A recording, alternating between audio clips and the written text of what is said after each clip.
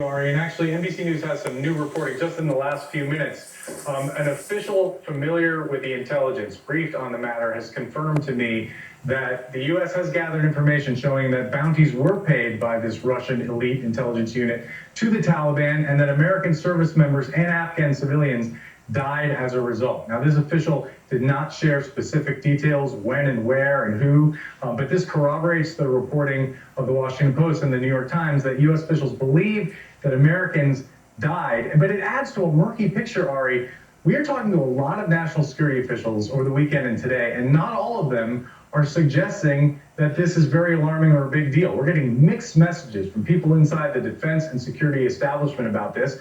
Part of it is because it's classified and it's difficult for them to talk about. But look, if in fact the intelligence shows that Russians paid bounties to kill American troops and Americans died, and the president wasn't briefed on it, that shows a breakdown in our national security process somehow that has to be explained, Ari, and members of Congress are demanding answers on that.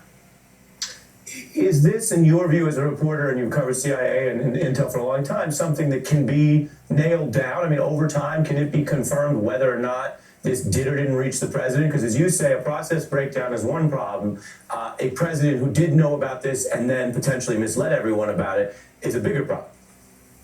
Well, yes, so there's the rub, right? And I think this is very much similar to the coronavirus situation, where our reporting is that it was in the president's daily brief a dozen times, warnings about coronavirus, but Donald Trump only views himself as being briefed when it's orally presented to him, and that was on a certain date. And so it's perhaps true that the CIA director did not sit Donald Trump down and say, I need to talk to you about these Russian bounties. But our information in the context here is that this is the kind of thing that would have been written down and moved up the chain and presented to the White House, if not the president, as part of a larger picture of intelligence about Russia in Afghanistan. Well, and in fairness to any president or any government official, there is a lot of paper flow, and different officials take in the information different ways. What I think your reporting and others underscores is that this looked like a big deal that definitely should have reached the president in whatever medium or preferred way of getting info. Ken, I know you'll be busy on this story. We'll be coming back to you, I'm sure, on MSNBC. Thank you. Thanks, Ari.